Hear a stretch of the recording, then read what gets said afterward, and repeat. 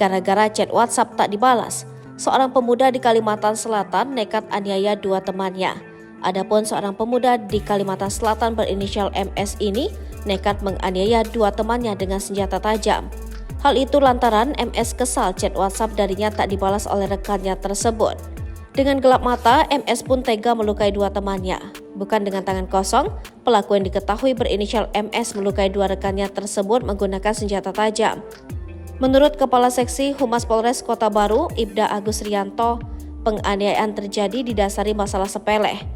Pelaku kesal terhadap rekannya, masing-masing W dan R karena chat WhatsApp tak dibalas. Penganiayaan berawal saat pelaku mendatangi kedua rekannya untuk menanyakan mengapa tidak membalas chat WhatsApp yang dikirim pada malam sebelumnya, ujar Agus.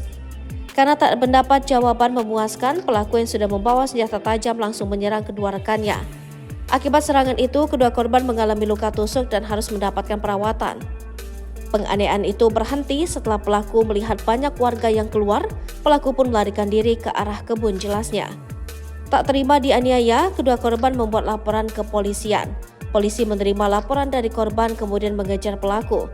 Tak lama pelaku akhirnya berhasil ditangkap saat berada di pinggir sungai rumah orang tua pelaku. Di hadapan petugas, pelaku mengakui perbuatannya telah menganiaya kedua rekannya, jelasnya.